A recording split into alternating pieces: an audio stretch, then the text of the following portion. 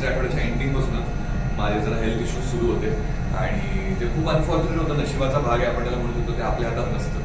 पण ते झाल्या कारणाने मी थोडा खचलो, कारण मला दिसत होतं की बाकीच्यांचा गेम पुढे चाललाय आणि माझा गेम तिथेच आहे, कारण मला रेस्ट करणं गरजेचं होतं रिकव्हरीसाठी.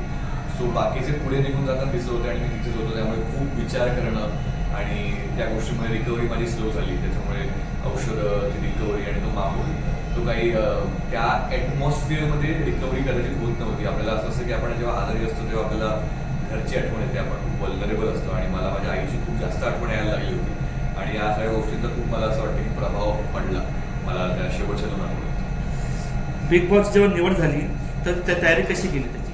मी एकमेव गोष्ट ठरवली होती की बिग बॉस हा गेम पर्सनॅलिटीचा आहे आणि मी माझी खरी पर्सनॅलिटी दाखवणार. मी कुठलाही गेम प्लॅन घेऊन जाणार नाही, कारण मला हे याची गॅरंटी होती की प्रत्येकजण काहीतरी गेम घेऊन येणार आणि माझा गेम हाच असेल की माझ्याकडे काही गेम नाही आणि तोच मला या सगळ्यांपासून वेगळं करत आणि तेच झालं. म्हणजे महाराष्ट्र मला ह्या पर्सनॅलिटी सकट अजिबात भांडण न करता विजेता म्हणून बघत होतं. हेच खरं माझ्यासाठी विक्ट्री होती. शेवटच्या काही दिवसात तू शारीरिक आणि मानसिक काही जास्त थकलेला दिसत होता, त्याचे कारण काय होतं? माझं गेल्या वर्षी म्हणजे 5-6 महिन्यापूर्वी एक ॲक्सिडेंट झालं होतं आणि तेव्हाच्या काही इंजरीज होत्या ज्या पूर्णपणे रिकवर झाल्या होत्या. पण आतमध्ये टास्क खेळताना किंवा नॉर्मली वावरताना तिकडे काहीतरी भूल झालं आणि माझं लक्ष गेलं नाही आणि ते वाढत गेलं आणि जेव्हा ते वाढलं तेव्हा माझं जेव्हा लक्ष गेलं तर माझी एक जुनी इंजरी होती जी परत त्याच्यावरच मला लागलं आणि त्या इंजरीमुळे खूप एक्स्ट्रीम म्हणजे खूप मला सहनही करता येत नव्हतं, इतकं मला दुखत होतं आणि त्या कारणाने मला जे गिल्ट येत होतं ना की यार मी कॉन्ट्रीब्यूट करू शकत नाही आहे, मला झोपावं लागतंय, मला रेस्ट करावी लागते. त्याच्यामुळे तो जो शारीरिक आजार होता तो कदाचित मानसिक होत गेला. तो मेंटल प्रेशर व्हायला लागलं की यार आपण महाराष्ट्र आपल्याला बघतोय, आपण इतक्या मोठ्या स्टेजवर आहोत आणि तरी आपण काही करू शकत नाही. तन्वीची तुझी बिग बॉसची घरामध्ये आतमधली फ्रेंडशिप होती, ती आम्हाला बाहेर पाहून बघायला भेटेल का? हा, अगदीच. म्हणजे मला असं वाटतं की आतमध्ये खूप कमी वेळ मिळाला त्या फ्रेंडशिपला बोलू नाही दिलं आम्ही, किंवा कारण आम्ही 2 वेगळ्या पर्सनॅलिटीज आहोत, त्यामुळे 2 वेगळ्या पर्सनॅलिटीजला एकत्र यायला जरा वेळ लागतो. सो अगदीच जर बाहेर आमचं भेटणं झालं तर आम्ही तशीच ती मैत्री कंटिन्यू करू. तुला बिग बॉसच्या घरामध्ये 30 दिवस होत असतो, तर ते घरानं तुला काय दिलं? 35 दिवस होतो मी आणि त्या घराने मला एक खूप मोठा धडा शिकवला. मला असं वाटायचं की मला मैत्री करता येत नाही, कारण माझे खूप कमी मित्र आणि माझी छोटीशी फॅमिली आहे. सो मला खूप लोकांची सवय नाही आहे आणि तरी मी चॅलेंज घेऊन तिकडे गेलो होतो आणि बिग बॉसच्या घरी गेल्या गेल्या या एका महिन्यात माझे 4 इतके घट्ट मित्र झाले. सो हा धडा मी आयुष्यभर लक्षात ठेवेन की मला पण मैत्री करता येते, मला पण नाती बनवता येतं आणि मला माझी पर्सनॅलिटी कुठल्याही थराला जाऊन सोडायची गरज लागत नाही. माझी पर्सनॅलिटी खरंच परफेक्ट आहे. तू आता मित्रांचं नाव केलंस, तर तुझ्या बिग बॉसच्या घरातील चांगला आवडता कंटेस्टंट कोणता होता आणि का?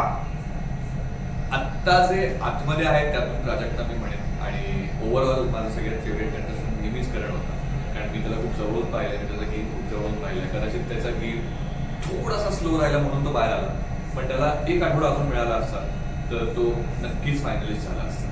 बिग बॉसच्या घरातील फेक आणि खरा स्पर्धक कोण होता?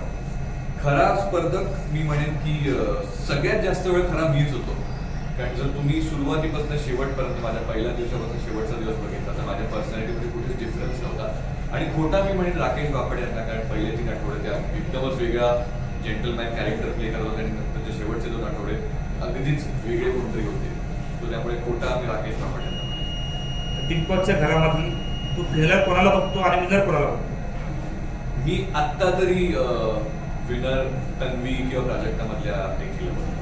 आणि 5 वर्ष दिलेल्यामध्ये 5 मध्ये मला असं वाटतं प्राजक्ता, तन्वी असतील. जर महाराष्ट्राला गेम आवडत असेल तर राकेश आणि विशालही असतील आणि 5व्या ठिकाणी सागर करंडे असतील.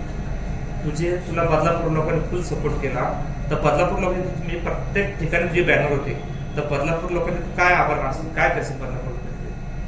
बदलापूरची लोक अशी आहेत की त्यांच्याकडनं हे सगळं अपेक्षित होतंच मला, पण इतक्या लेवलला होईल किंवा इतकं होईल हे मला माहीत नव्हतं. मी कोणाला जाऊन कधीच असं बोललं नव्हतं की हे करा, सगळ्यांनी स्वतःहून केलंय आणि बदलापूरचं खरंच मन खूप मोठं आहे. बदलापूरची लोक खरंच खूप मोठ्या मनाची आहेत. बदलापूर ही माझी फॅमिली आहे. बदलापूर जिथे माझं लहानपण गेलं आहे, माझं सगळं काही बदलापूरमध्ये, माझी कर्मभूमी बदलापूर आहे आणि त्या लोकांचे मी फक्त धन्यवाद बोलून त्यांचे धन्यवाद नाही मानू शकणार. मला बदलापूरला जावं लागणार, सगळ्यांना भेटावं लागणार. सो लवकरच मी बदलापूरला येणार आहे, प्रत्येकाला भेटणार आहे, प्रत्येकाला अशी घट्ट मिठी मारणार आहे आणि खूप वेळ त्यांच्यासोबत घालवणार आहे. आणि खरंच खरंच खूप खूप तरी आत्ता पुरतं धन्यवाद, पण लवकरच भेटू.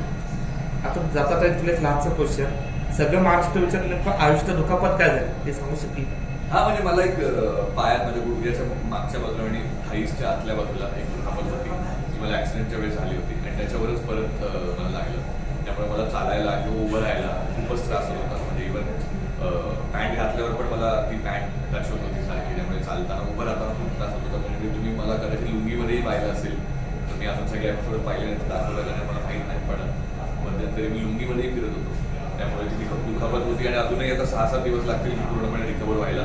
सो आय होप मी लवकरच तुम्हाला परत नाचताना दिसेल. आगामी तुझा कोणता चित्रपट येतोय का किंवा काय कोणता शो मध्ये तुझ्या अक्षित जाणार का किंवा येणार? अगदीच बिग बॉस नंतर आयुष्य चेंज होतं, बिग बॉस नंतर स्वप्न पूर्ण होतं.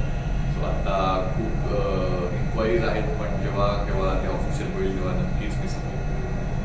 थँक्यू.